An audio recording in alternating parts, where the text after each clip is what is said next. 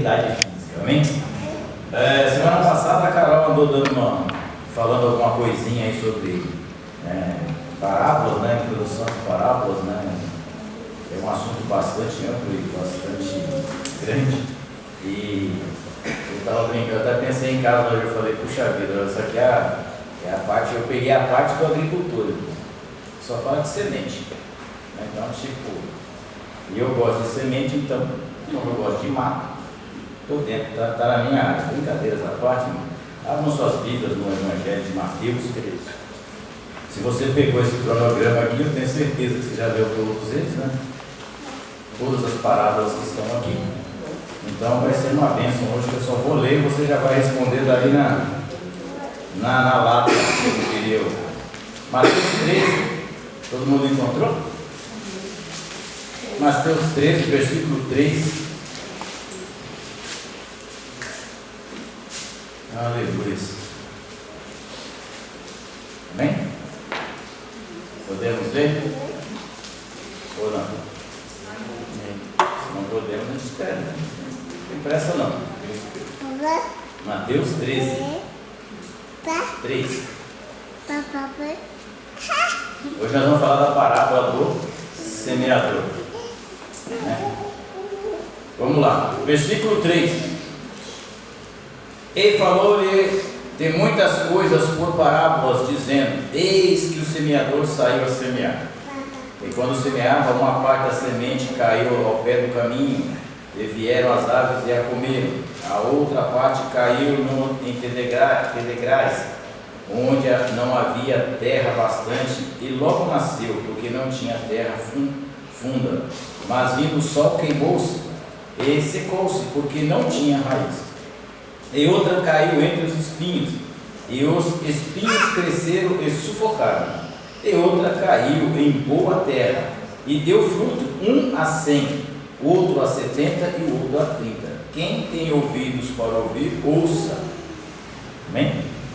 Senhor, em nome de Jesus, nós lemos a tua palavra. Senhor, a tua palavra é santa, poderosa e digna de toda aceitação. Nessa noite, Pai, eu quero te louvar, quero te bendizer. Tira, Senhor, todo o ego, toda a arrogância, prepotência, Senhor. Tira tudo aquilo que eu acho que eu sei, Pai, porque sem ti eu nada sou. Nessa noite, Pai, trago, Pai, a tua palavra pura e genuína, Senhor, que nós saiamos daqui entendidos e conhecidos, ó Pai de Deus, porque a tua palavra diz, ó Pai, que conheçamos e prossigamos em conhecer ao Senhor. Esse é o nosso legado nessa terra, de conhecer a tua presença e a tua graça. Fala conosco segundo a tua misericórdia e teu amor, em nome de Jesus. Amém. Então, todas as vezes que a gente cita parábolas na Bíblia, né, e tem bastante, esse tipo de linguagem que Jesus usa é porque está escrito em Isaías 6, capítulo 9, versículo 9. Né? Esse povo ouve e não entende, vê e não enxergam, né? Não escutam, não entendem o que é falado, o que é dito, o que é aplicado aos seus corações.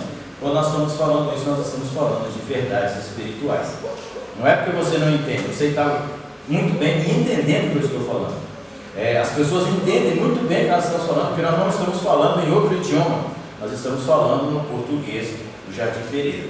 Então, nós conhecemos e sabemos do que nós estamos falando. Quando Jesus fala aqui, falou para aquele povo, e os ouvidos não ouviram, não ouvem, eles escutam, mas não ouvem, eles veem, mas não enxergam, é que existe uma grande diferença entre ouvir e escutar.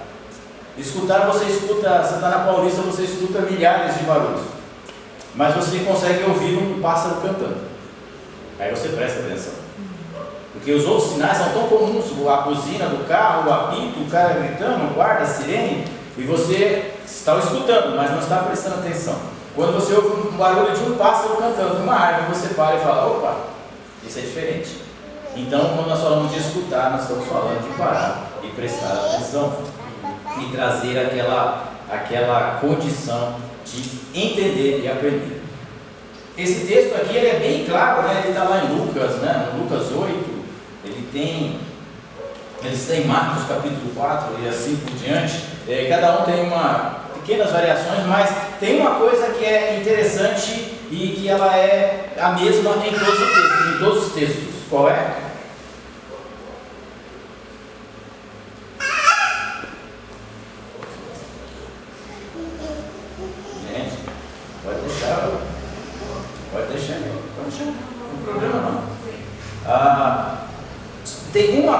que é incomum entre os 4 textos? Qual é? As terras que caiu a semente? Não. A semente. A semente é uma só. A terra é que muda. Então você tem uma semente e 4 terras. Então, para quem não sabe, o continente da Palestina, aquela área lá, é uma área de pedregulho. É uma área de difícil cultivo. Porque além do sol, além do calor, é uma terra pobre em nutrientes, é uma terra pedregosa e está cheia de pedras, de cascalho. E Jesus vai usar essa parábola para ilustrar como é as ações do homem. Então, se você pegar esse texto aqui, nós vamos ler daqui a pouco, vamos continuar lendo, você vai ver que para cada semente existe uma reação. Aí você fala, Jesus está tratando, nesse texto em específico, qual é a reação que você e eu e o povo tem quando nós recebemos a semente. Porque a terra, você é. Não importa. Não importa se você é terra pedregulho, não importa se você é beira de estrada, não importa se você é espinho, não importa se você é terra boa. A terra você vai ser. O que está sendo perguntado aqui é que ação ou que reação vai ocorrer na minha vida, no meu coração, na minha casa, na minha família, quando eu receber essa semente. E a semente é a palavra de Deus. Quando Jesus explica essa parábola, ele está dizendo assim, quando a gente espalha, a gente semeia, fala da palavra de Deus, existem contradições. Por exemplo, qual é o primeiro tipo? Daqui a pouco nós vamos declarar, né? Vamos aqui destrinchar essa parábola, né? Porque os discípulos de Jesus perguntam para eles, Senhor, eu não entendi. Aí você fala para mim, mas espera aí, gente, é uma coisa tão comum. Agricultor. Naquela época, qual era a profissão mais comum na Palestina?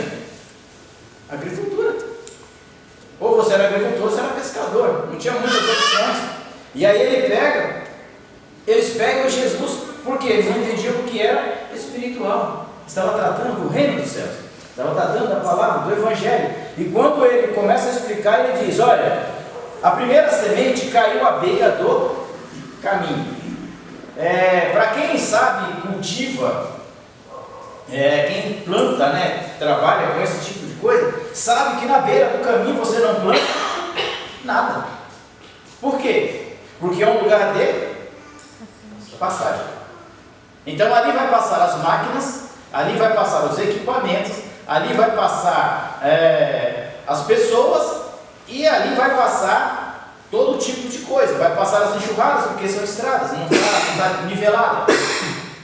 Então ele fala, essa primeira semente caiu à beira do caminho. Então esse coração significa o quê?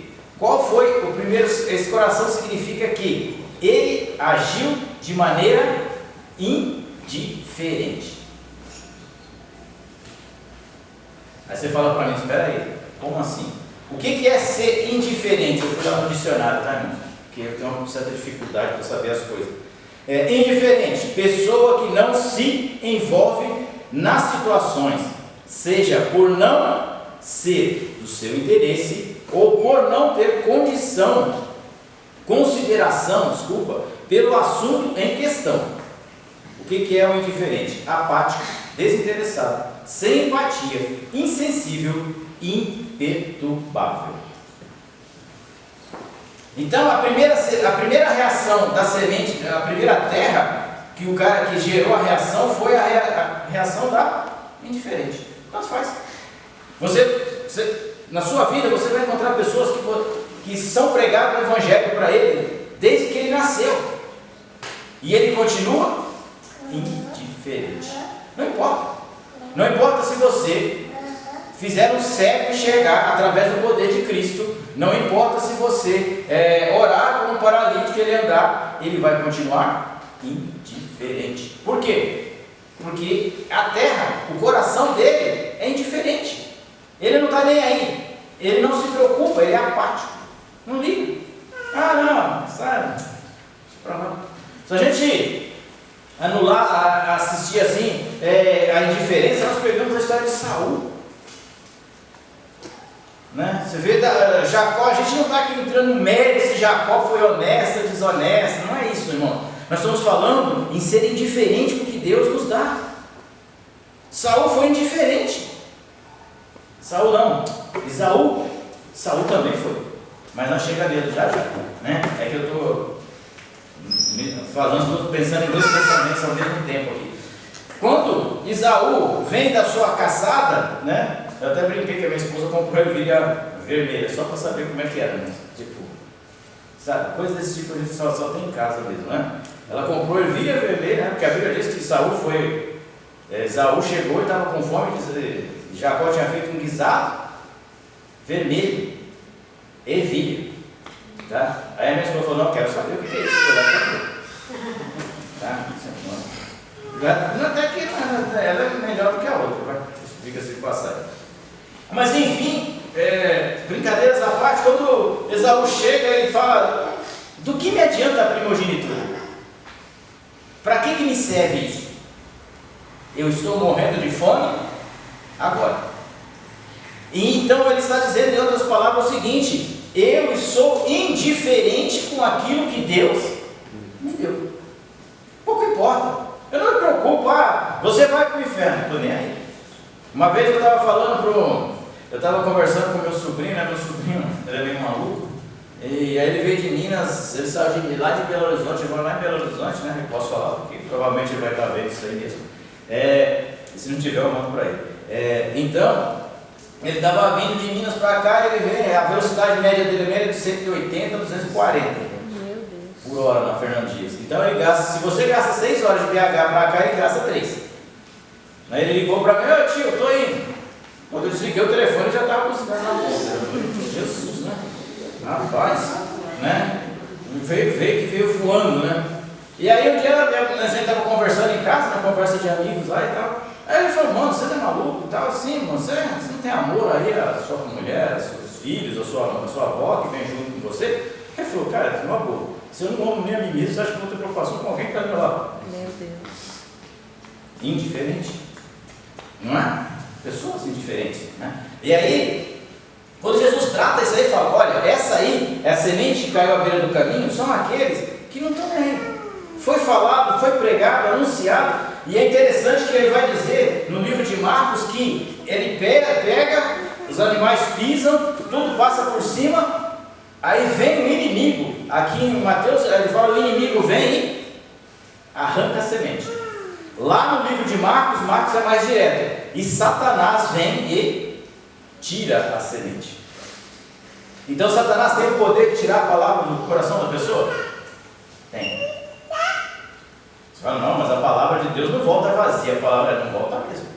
Mas porque Satanás tem poder de tirar a palavra do coração das pessoas. Tem.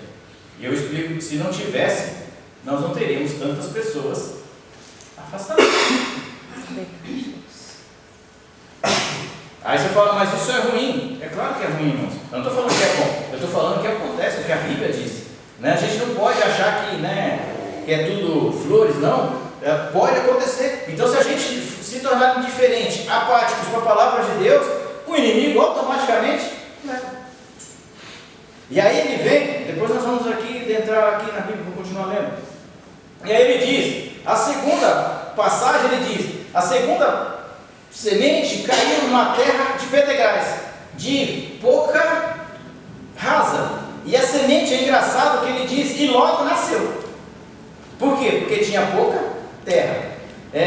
Então ela nasce rapidamente, e aí ele diz, mas o sol, o calor veio e secou. E ela logo morreu porque não tinha raízes. Né? Se nós trazermos para os nossos dias de hoje, essa pessoa que recebeu essa semente que caiu no pedregal, é a pessoa que vem para o evangelho emocional. O que é vir para o evangelho emocional? Você vem aqui, você vê pessoas chorando. Você vê pessoas tristes, ou você vê pessoas alegres, eufóricas, cheias de, chegam aqui e aceitam a Jesus, ou em qualquer outro lugar, quando eu falo aqui na casa do Senhor, e vem cheio de vontade, eu vou fazer, eu vou acontecer, a partir de agora nós vamos trabalhar, e não sei o que tem, e vai acontecer, Jesus é bom, tatua Jesus no braço, anda com camiseta, eu sou de Jesus, e é uma beleza, no seu carro está escrito, presente de Deus, e é aquela empolgação toda, e você fala uma palavra, e Jesus chorou, aí pronto, já chora, já fala em mistério, e Jesus olhou para Maria, nossa, já chora, e Jesus, mas é muito espiritual isso, meu Deus, eu não aguento, é muita unção. Não, é emoção. E aí você fala, mas por quê? As pessoas não podem chorar na presença de Deus? Devem. As pessoas não podem se emocionar na presença de Deus? Devem. As pessoas não podem se alegrar na presença de Deus? Devem. É o que eu estou falando, que você não pode levar o emocionalismo para dentro de você, porque o emocionalismo vai te fraquejar. Uma hora o emocionalismo vai acabar. Porque o que aconteceu aqui? A pessoa emocional, agora para a gente dar uma complementada no que é ser emocional.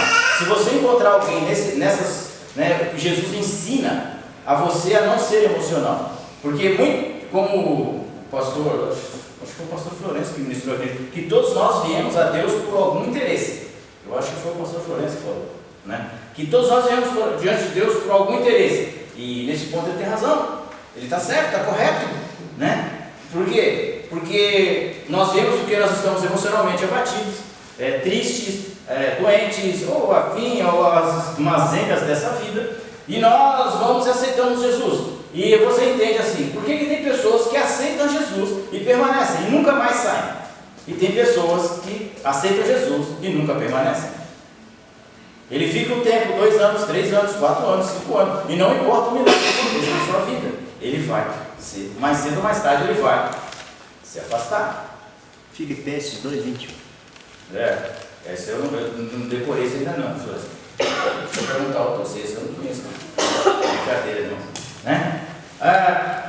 Então a gente trata isso do emocional, essa planta nasceu, e aí você vai encontrar pessoas que crescem, que vão para a igreja, aceitam Jesus, e elas começam na emoção. Elas querem fazer tantas coisas, elas querem pregar, elas querem cantar, elas querem evangelizar, elas querem isso, elas querem aquilo, porque o seu emocional está alto, está elevado, até que vem uma luta. Quando chega a primeira luta, a primeira decepção, essa pessoa larga tudo e abre mão e volta para o seu mundo. E não é uma ou 2 vezes, essa pessoa está emocionalmente, ela volta para o Senhor, ela aceita o Senhor e ela está ligada emocionalmente. E nós temos que estar ligados no Senhor, não é emocionalmente, nós temos que estar ligados no Senhor espiritualmente. Aleluia. Porque quando nós estamos ligados espiritualmente, o Espírito testifica que nós somos de Deus. Agora as nossas emoções estão aqui, no nosso intelecto, Então, na nossa psique. Então a gente trata esse assunto aí, a Bíblia diz, olha, essa aí caiu no pedregal, não tinha raiz, não tinha fundamento, não tinha fundação, não tinha estrutura, e ela foi e ficou no emocional. É a pessoa que vai para a igreja, e ela vai para a igreja de acordo com a cor da igreja, ela vai para a igreja de acordo com a música que toca na igreja. Eu até brinco com as pessoas, eu não tenho problema com a igreja, irmãos, desde que fala do Evangelho de Cristo, verdadeiro e puro, eu vou em qualquer uma. Só não pode ter nada que escape da Bíblia. Caso contrário, não tem problema nenhum. Agora, se tem alguma coisa que escapa da Bíblia, aí a gente faz um pouco mais de critério. Mas caso contrário, não é a igreja que vai. Então o que vai te salvar é o sangue do Cordeiro, é aceitar Cristo, é ter Cristo, é novidade de vida. E aí a Bíblia diz o que é uma pessoa emocionalmente equilibrada. Se eu perguntar para nós aqui nessa noite, aqui, para todos nós que estamos reunidos aqui, todos nós vamos nos achar pessoas emocionalmente equilibradas. Se eu perguntar para todo mundo vai achar que é. Por quê? Porque a gente não sai chutando cachorro na rua, a gente não belisca a parede, a gente não fala sozinho, às vezes. Enquanto você estiver falando sozinho, não tem problema nenhum, irmão. O problema é você começar a responder. Sozinho você pode falar à vontade, tá? Agora, quando você começar a responder para você, é mesmo, sim, tá certo, aí você pode procurar Jesus, que a coisa não está. Jesus está voltando, né? Então, nós não temos atitudes que se chamam de extravagantes, né? Nós não temos atitudes extravagantes. Então, nós somos pessoas emocionalmente equilibradas. E eu provo para você que você não é. E eu provo para mim que eu também não sou. Por mais equilibrado que eu seja, né? E graças a Deus eu sou, porque, né, tipo, a minha mulher disse que até meu infarto relâmpago leva 6 meses. Então, tipo, eu sou uma pessoa mais tranquila. Mas tem gente, né? Então vamos lá. Como é uma pessoa emocional? O emocional é que produz emoção, sentimentos intensos e contundentes.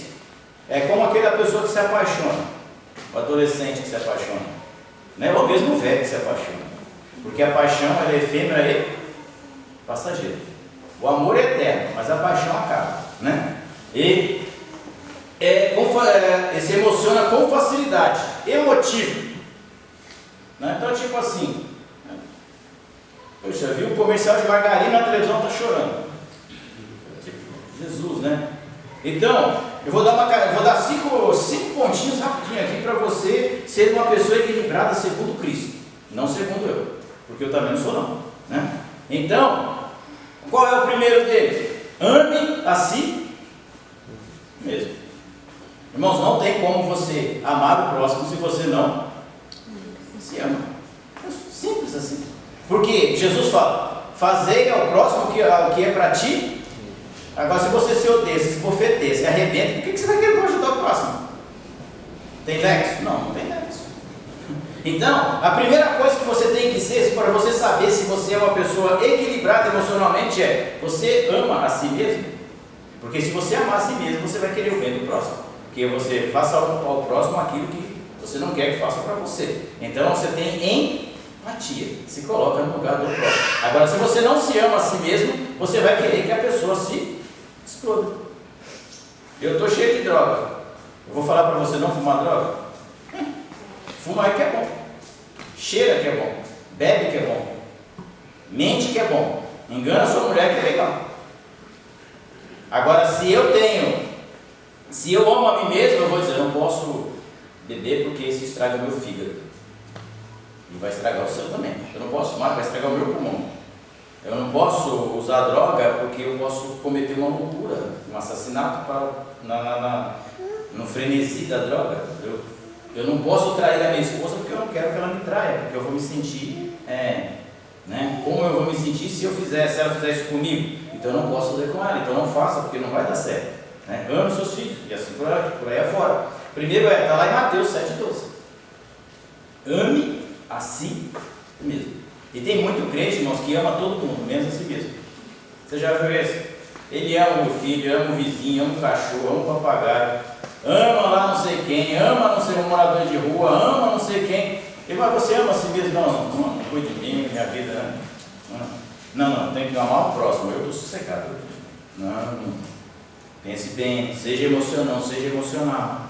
Para te avisar. A segunda característica é perdoe. A pessoa emocional, a pessoa que tem ação emocional, que permanece no Evangelho, é a pessoa que perdoa. Está lá em Lucas 6,12. Se o seu irmão pecar contra ti, perdoe. Quantas vezes? Meu filho, aí é problema seu e do seu irmão.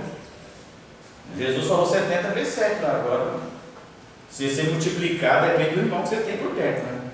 Mas a Bíblia diz que você tem que perdoar. Porque quando eu perdoo, eu estou liberando o quê? Salvação. Perdoei a quem vos tem ofendido. Não é isso que o Pai Nosso diz? Pai, perdoa as nossas ofensas, assim como nós perdoamos os nossos ofensores. Então, quando eu perdoo, eu estou liberando perdão. E o Deus está liberando, porque eu tenho perdão para dar. Então, emocionalmente, eu estou começando a me tornar uma pessoa equilibrada. Terceiro, isso aqui dá para pregação de os pregadores que estão aí de plantão aí dentro da casa do Senhor. Segundo tempo, reserve um tempo para si. Nós temos o hábito, irmãos, e isso a gente fala, né? Não, você tem que trabalhar, sim. Claro, ninguém está falando para você parar de trabalhar aqui, não. Você trabalha em dois. De preferência seja igual ao Cristo, o pai do Cristo. Trabalha em 2 empregos. Tranquilão. Agora, a gente, nós como seres humanos, nós temos que ter um tempo para nós, sozinhos. Aí você fala, nossa, você é egoísta. Não, não é egoísta. Você está chamando Jesus de egoísta.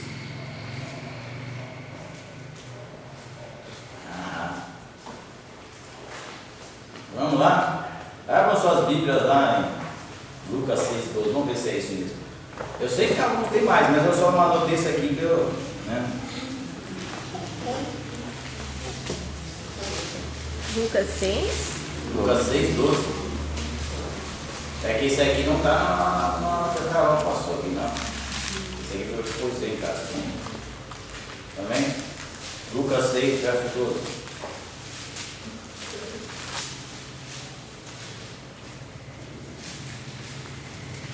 Está escrito aí? Alguém aqui para mim, por favor? E aconteceu que naqueles dias subiu ao monte a orar, e passou a noite em oração a Deus. Em algumas traduções, retirou-se.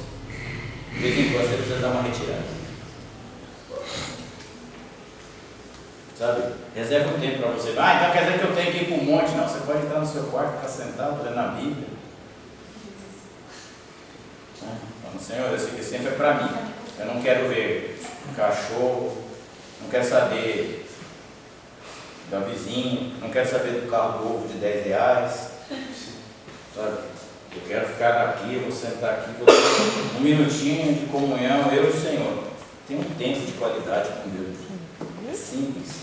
A gente fica bravo, você fala, não, quer dizer que se eu tenho um tempo só para mim, eu vou ser egoísta. Não, às vezes você precisa. Todos nós precisamos desse tempo.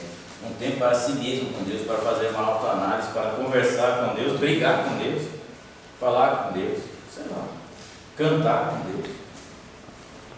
Você precisa disso. E esse quarto, por isso que eu estou falando que você não é emocionalmente equilibrado, sabe? Porque até desses 3 que eu tive aqui, eu estou com dificuldade em 3. Né? 4. Não esteja ansioso. A pessoa que está emocionalmente abalada, ela vive ansiosa. Quando a gente fala de não estar ansioso, não é ser ansioso, porque ansioso todos nós somos. Ok? Todos nós, desde quando eu era criança. Quando você era criança, você ia para o parque, tinha festa para o parque, você passava a noite acordado e dormia o dia inteiro no parque. Né? Vai ter um passeio na escola. A gente, quando era criança e a gente não tinha muitas oportunidades, quem tinha essas oportunidades, o cara passava a noite inteira acordado, tinha ansiedade. Quando chegava na hora de ir para o parque, dormia. Você fala, acorda, você tinha que acordar, porque ele passava o tempo inteiro no parque dormindo. Por quê? Estava ansioso. Né? Aqui, quando a gente fala de não esteja, que é você não ande em ansiedade. Né? A gente brinca assim, as mulheres, a gente fala para ela, vou te contar alguma coisa. Não, nunca mais faça isso. Não, você tem que falar agora. Não, agora não dá tempo. Não, tem que falar agora. E a gente fala isso, mas isso é coisa de mulher, não é coisa de coisa do ser humano. De vez em quando você pergunta para o cara, aí você fala, ele pode até não perguntar para você, mas ele vai ligar para alguém. Pô, você está sabendo alguma coisa aí? O seu amigo, o amigo do amigo, ele não dá na cara, que nem as mulheres falam, né? Os caras falam, não, conta aí agora. Se não for contar agora, não conta mais. Né? Tipo, como se não quisesse saber também. Mas, na realidade, todos nós temos. Mas aqui, quando Jesus escreve esse texto em Mateus, ele está falando, não esteja ansiosos por coisa alguma. Um dia desse eu estava lá no serviço, chegou uma mulher lá, sempre preocupada com uma situação, né, de resolver um problema de documentação, não sei o que. Aí eu olhei no olho dela e falei, não andeis ansiosa por coisa alguma. Aí ela, amém. Ela já entendeu na hora. Eu falei, não andeis ansiosa. Por que está ansiosa, mulher? Não andeis ansiosa por coisa alguma. Aí ela, amém. Ela foi lá, resolveu todo o problema, aí ela voltou, passou por mim aí. Conseguiu? Graças seja a Deus, conseguiu. Falei. Então, bom, né? O sermão da montanha. E por último, é uma coisa que para o nosso emocional estar realmente equilibrado, na ponta dos cascos, chama-se confie em Deus. Quando nós falamos falando dessa parábola aqui, irmãos, eu estou falando, lembra que eu falei para vocês que são emoções, estado de emoções que essa parábola traz? Então, se você vai no emocional e você não tem essas características, você está correndo sério risco de perder aquilo que você já tem. Né? Confie em Deus. 2 Coríntios, capítulo 3, verso 4 e 6. Deixa eu ver aqui. 2 Coríntios.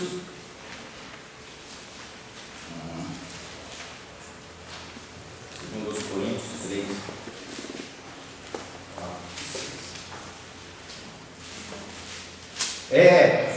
É por Cristo que temos tal confiança em Deus.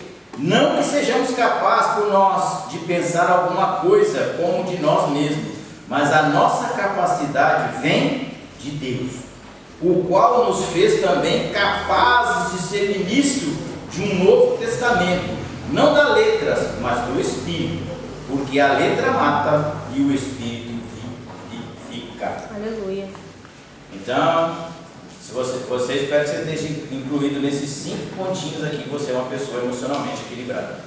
Porque se não tiver, a gente precisa melhorar. Amém? A terceira semente que ele fala aqui, ela diz que ela caiu em uma terra com espinho. Aí eu estava pensando que hoje, eu estava até comentando com alguns irmãos, eu falei, o que mais tem hoje na igreja é semente no meio do espinho. Não é a semente que caiu na beira do caminho, mas a que mais tem é a semente no espinho. Por que a semente está no espinho? Porque ela cresce, ela está dentro da igreja. E mesmo assim ela não frutifica.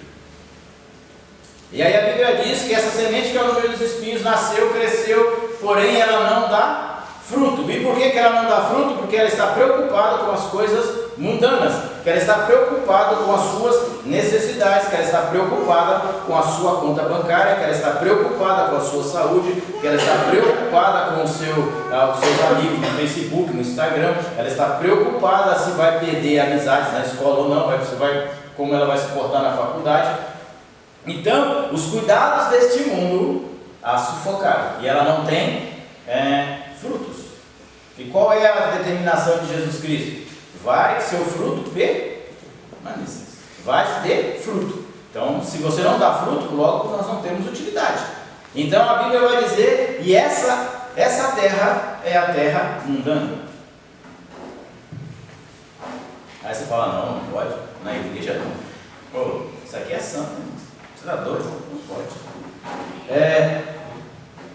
O pastor falou aqui uma frase no domingo aqui, da ministração da Santa Ceia, ele falou que a igreja não pode se moldar ao mundo, de jeito nenhum.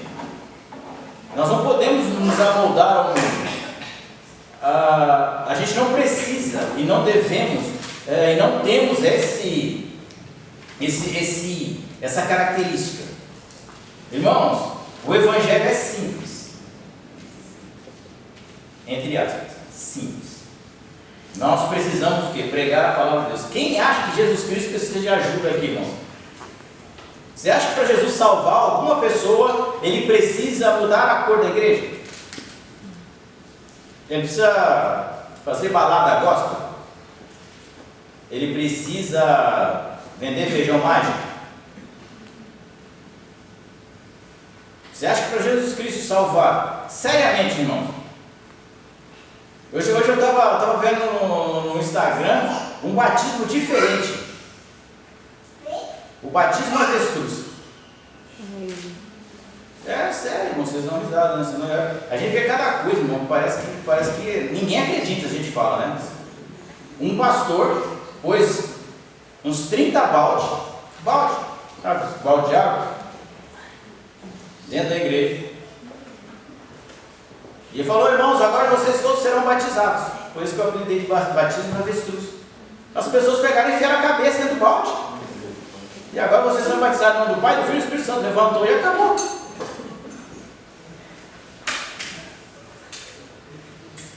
Aí você fala, puxa vida, mas ela está...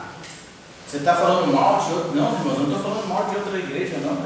Eu estou falando mal, isso é coisa que não se aplica na palavra de Deus, né? Então, tipo, se você pegar a Bíblia diz por exemplo, que os feiticeiros, macumbeiros, mentirosos, assassinos, adúlteros, tem uma lista lá daqueles que não entram no reino do Senhor.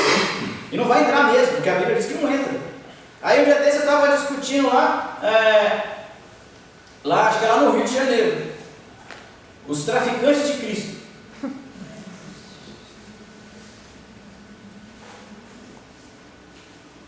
Pelo menos lá ninguém sai sem aceitar Jesus dentro da igreja. Você vai aceitar Jesus? Não, tem certeza, amigo? Não, pensando melhor, é melhor aceitar. Porque de repente você pode encontrar ele mais rápido do que você imagina, até sair dessa porta, né? E aí as pessoas falam, mas existe isso? Não, não existe. Sabe, a gente não tem, não existe essa situação de querer ajudar. Então a igreja mundana, está fora da Bíblia, mas eu crio uma igreja que diz que isso não é pecado. Quem te falou? É a semente que caiu ali, ela está lá no meio, lá cresce, mas os espinhos, os cuidados dessa terra, os costumes deste mundo impedem que ela dê fruto, né? E Jesus não vai olhar para mim como árvore, ele vai olhar para o meu fruto. A gente está muito preocupado em ser uma árvore frondosa, ser uma árvore bonita. Aquela figueira era muito bonita, mas não tinha fruto. E Jesus olhou para ela e falou, seca, minha filha, você não serve para nada. No outro dia eles passaram, essa figueira está torrada. E um dia ele estava passando por uma figueira que não tinha fruto, olhou para cima e encontrou Zaqueu. Aquela figueira tinha fruto, desce que hoje convém que eu passe na tua casa. Então, a gente troca essas coisas e a gente começa a entender. E aí o emocional, a igreja que está mais ligada ao mundanismo, está trazendo o mundo para dentro da igreja. Irmãos, Jesus não precisa de ajuda. Jesus precisa de testemunho. Jesus precisa de palavra. Jesus precisa que nós sejamos a carta viva, a carta aberta, que todo mundo possa ler. Aleluia. É isso que Jesus precisa. Aí as pessoas acham que pintando a cor da igreja, colocando luz colorida, usando algum tipo de roupa, de veste, ou deixando de usar, vai agradar, vai fazer com que a obra de Deus cresça. Será que cresce mesmo? Será que se a gente começar a vender vassoura aí para varrer todo o pecado de dentro da sua casa, né, vai ver? Vai gerar salvação? Se fosse assim, deixa pra lá. Não tinha uma bruxa no inferno, toda ela tem uma vassoura de estimação, mas deixa pra lá. Né? Então, a igreja, a quarta emoção, né, a quarta reação dessa palavra que caiu ali no espinho, a reação dessa semente, dessa terra, é uma terra mundana. Uma terra que tem os costumes do mundo. Quando nós lemos lá no livro de Apocalipse, diz, você é uma igreja que diz que está viva, mas está morta, diz que é rico, mas é pobre. E eu estou a ponto de vomitar da minha boca, porque ninguém quer beber água morna. E a quarta terra que nós temos, essa é a terra que todo crente dá glória a Deus, aleluia, é a terra frutuosa. Por quê? Aí ele diz, e a quarta semente caiu numa terra boa. E essa semente cresceu, produziu a 100, a 70, a 50 e a 30. Ela produziu de uma maneira excelente.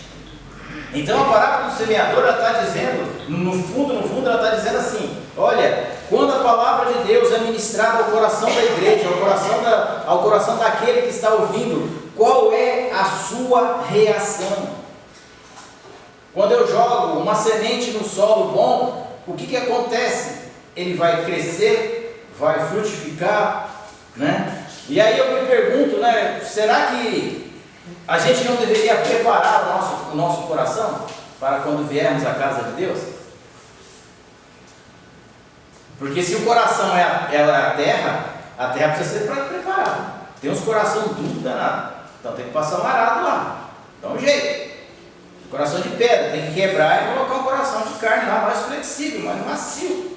Por quê? Porque a semente, o semeador, ele traz a palavra para todos. Agora, a minha reação e a minha ação de como eu vou aceitar ou não essa palavra, ela depende de mim.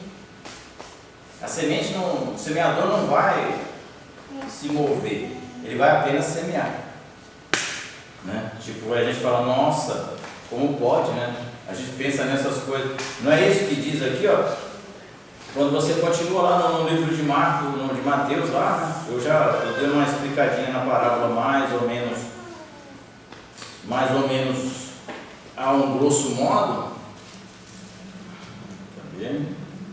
E aí ele diz aqui, ó, agora eu estou no livro de Marcos, né? Vamos lá, versículo. Deixa eu achar o texto aqui para mim. Aí ele diz aqui, ó, capítulo 4, verso 14. Aí ele começa a explicar a sua palavra para o discípulo. O que semeia a palavra. Ótimo, não tem variação. A semente é a mesma, é a única que é boa. E eu vou dizer uma coisa para você, essa semente aqui não falha. Não adianta. Glória a Deus. Não falha. Né? A semente, a culpa não é da semente. A culpa vai ser sempre do solo. Né? Mas a semente não. Semeia a palavra. Os que estão junto do caminho são aqueles que, lembra que eu falei para vocês, agora vamos ver se bate com o que eu falei, são aqueles a quem a palavra é semeada, mas tendo eles ouvido, vem logo Satanás e atira a palavra que foi semeada nos seus corações. É aquele que é indiferente. Tanto faz, pode pregar para mim, não estou nem aí. Aí ele diz aqui, e da mesma sorte, do mesmo jeito, os que receberam a semente sobre pedregais, os quais, ouvindo a palavra, logo com prazer, a recebem, mas não têm raiz em si mesmo, antes são temporãs. O que são temporãs? Aquele que morre rápido. Depois, sobrevindo a tribulação ou perseguição, por causa da palavra, logo se escandalizam. E as pessoas largam o evangelho, e eles vão sempre largar o evangelho por culpa de alguém. Nunca por minha culpa, mas por culpa de alguém. Por culpa do irmão que não me deu a paz do Senhor, por culpa do pastor que é chato, por culpa do professor da escola bíblica que é uma mala, por culpa do irmão do diácono que não me cumprimentou. E por causa da minha não, eu não sou bom para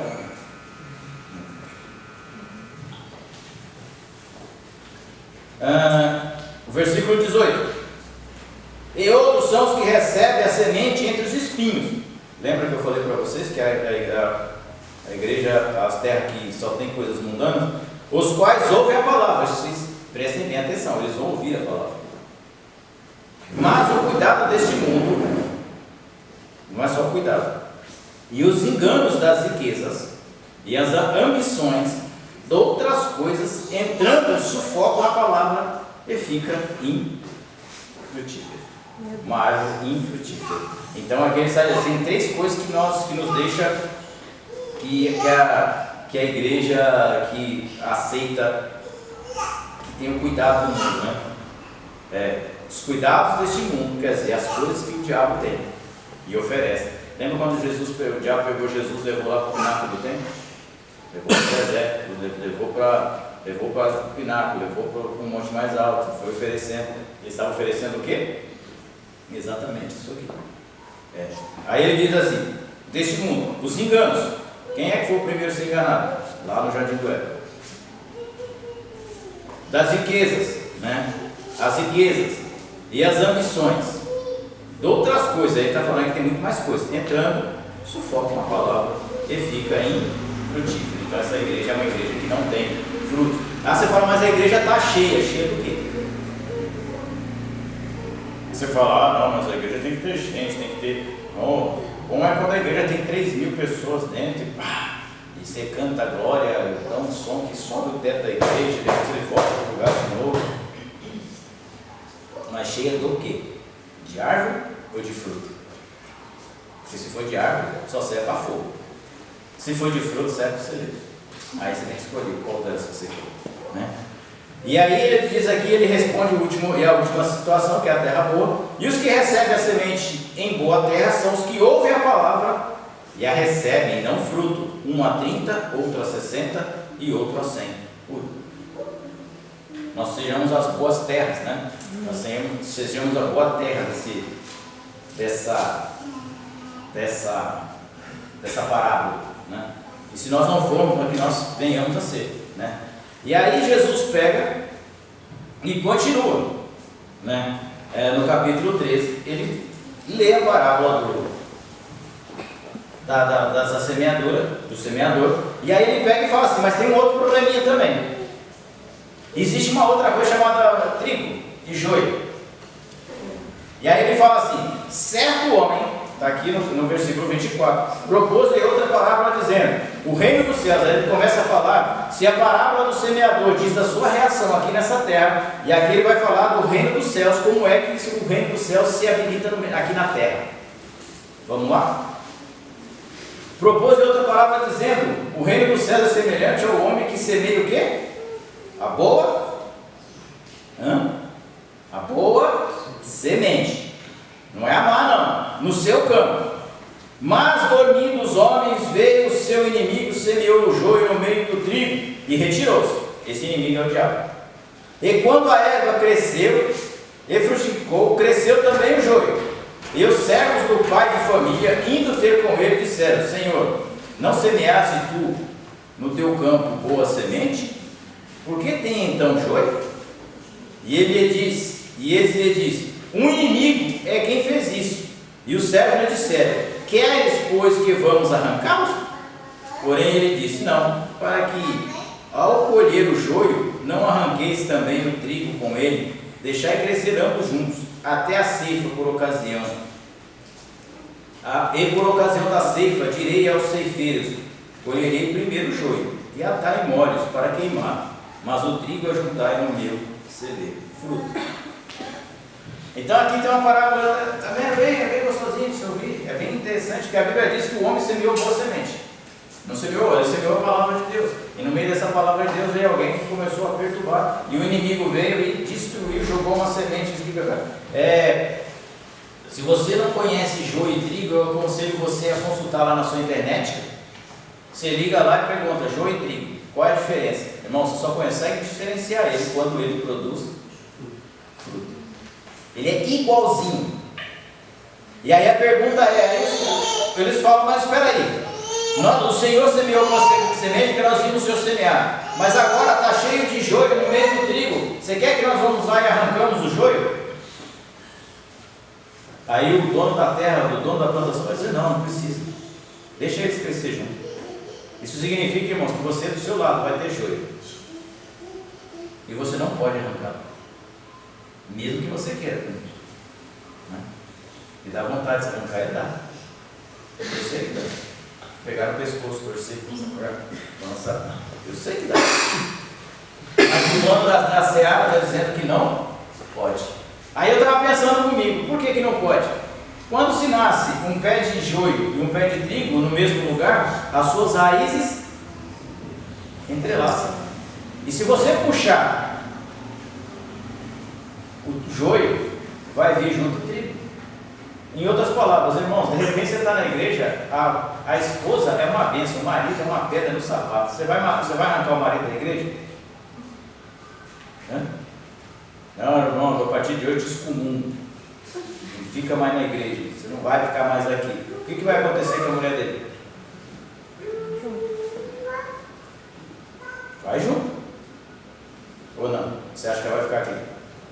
Seu filho é uma praga, excomungo ele. E vai para o que com os pais?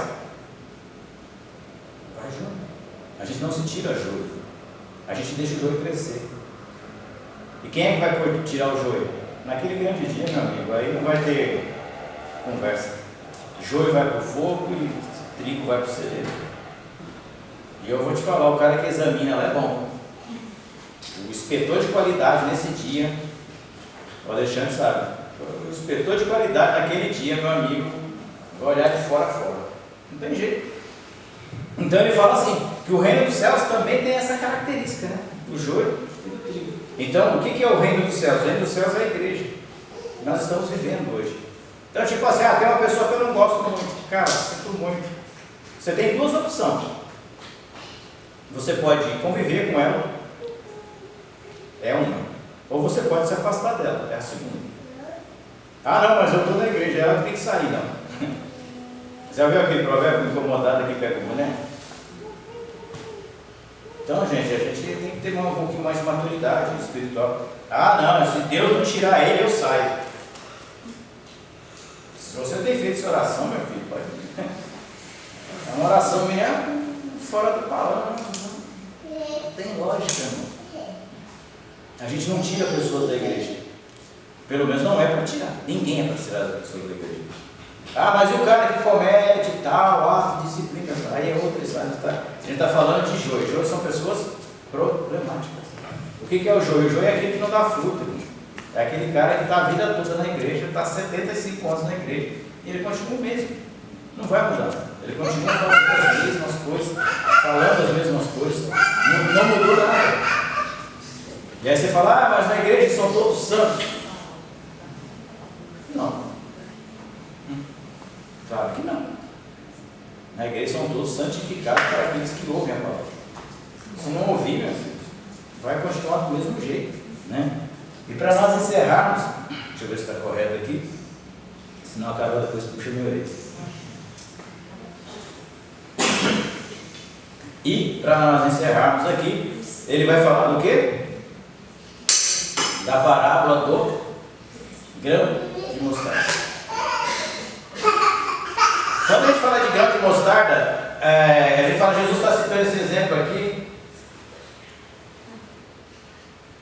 Ele está citando o grão de mostarda porque o grão de mostarda era a menor semente cultivada na Ásia. Então ele pega a semente de mostarda, a mostarda, se você não conhece também, entra lá no YouTube, lá tem. No YouTube tem quase tudo, viu, irmão?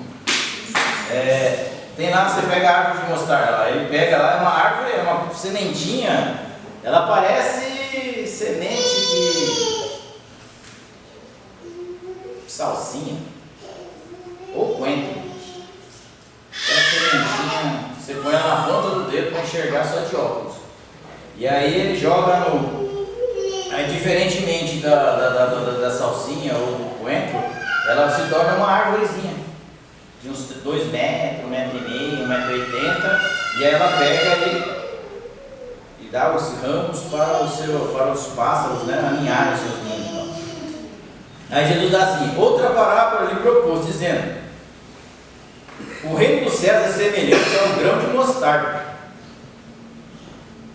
que o homem, pegando dele, semeou no seu campo, o qual é realmente a mais pequena de todas as sementes, mas crescendo é a maior das plantas, as hortaliças, e faz-se uma árvore de porte que vem as aves dos céus e se aninham nos seus ramos.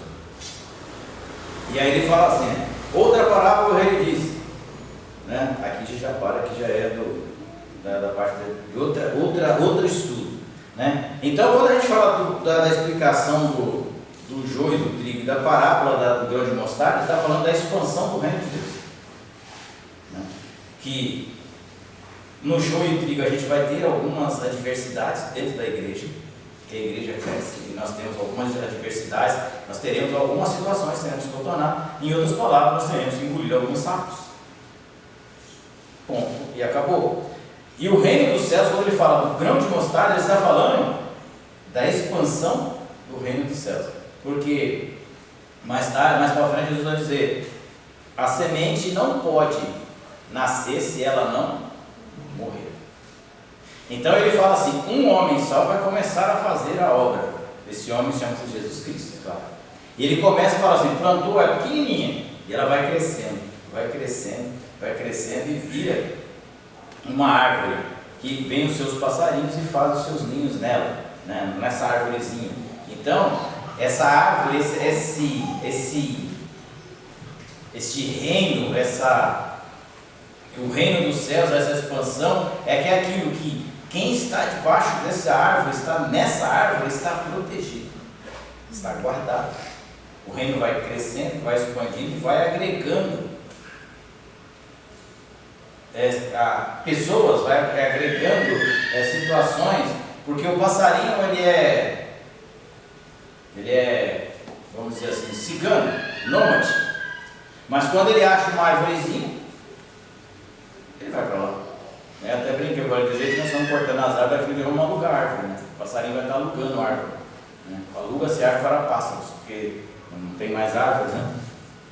E aí ele pega e vai trazendo a comparação do reino dos céus. Então o reino dos céus ele vai expandir através de uma pequena semente e vai chegar e trazer abrigo e proteção para todos aqueles que se achegarem, que se ficar debaixo dessa árvore. Se você ler lá no livro de Daniel, se não for me engano, acho que no livro de Daniel, ele diz que eis que vi uma árvore que ela vinha e tinha todo tipo de pássaro e tal, né? Que foi a visão de Nabucodonosor, né? Mas veio machado e tal. Aí vocês leiam lá. Então a árvore aqui ela simboliza a proteção, o agrupamento, o esconderijo, a segurança, o lugar onde você pode multiplicar, né? Onde você pode procriar, onde você pode fazer com que o reino cresça, que o reino expanda, vá além dos seus limites. Não é porque você é uma semente de mostarda que você não dá fruto. Tem gente na igreja que acha, eu sou tão pequenininho, ai meu Deus, não sei ler, não sei escrever, não sei nada. Eu sou um grão de mostarda. Nem um grão de mostarda, eu sou um grão de mostarda dividido em dois. Né? Você já viu? É o crente o falso humilde, né? Eu sou, nossa, se a minha fé fosse do tamanho, né? Mas a minha fé, você pega ela, se multiplicar por 5 e dividir por 12, ainda não tem essa fé. E aí as pessoas acham que são tão pequenas, então isso.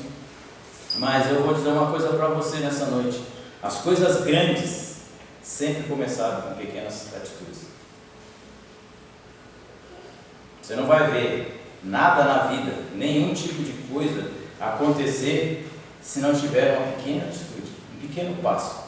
Às vezes a gente olha, né, já estou encerrando, às vezes a gente olha para a nossa vida e nós olhamos e estamos aqui. E talvez as escadarias que nós temos que andar quilométricas, mas se você não colocar o primeiro tijolo, você nunca vai sair do mesmo lugar. Assim é o reino do céu. A gente vai colocando tijolinho por tijolinho. Não dá para abraçar tudo, irmão. Não dá para querer fazer todas as coisas. Mas aquilo que vier à nossa mão, façamos de bom grado. Façamos de maneira que agrade a Deus.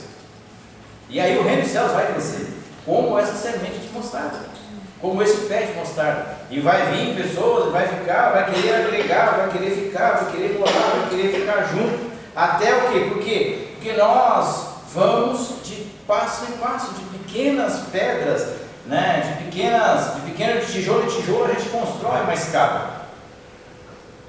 Você não constrói uma escada de cima para baixo, você só constrói a escada de baixo para cima. Então você tem que tomar muito cuidado, tipo assim, mas a gente não tem tanta coisa. Não, você tem sim. Se uma semente de mostarda aninha passarinho, imagine você. Quantas pessoas você pode agregar na sua vida? Através do quê? Do seu testemunho, através da sua vida, através das suas atitudes, através das suas palavras, através do seu comportamento, através das suas emoções. É isso que vai agregar pessoas na tua vida. Então, quando se fala de esse grão de mostarda, está se falando da expansão do reino. Esse grão de mostarda, irmãos, ele está crescendo até os dias de hoje. Amém. O pé de mostarda está crescendo até os dias de hoje. Nós estamos aqui. E vai continuar crescendo até Jesus voltar. Quando Jesus voltar, ela para de crescer. Aí a árvore mostardinha morre. Mas enquanto tiver alguém pregando esse evangelho, falando da palavra de Deus, levando a salvação de Cristo, o pezinho de mostarda está crescendo. Aleluia. E aqui nós sabemos que o pé de mostarda tem ganhado alguns galhinhos a mais. Amém? Glória a Deus. Deus abençoe a vida dos irmãos. Amém? Semana que vem a Carol vai estar falando aqui sobre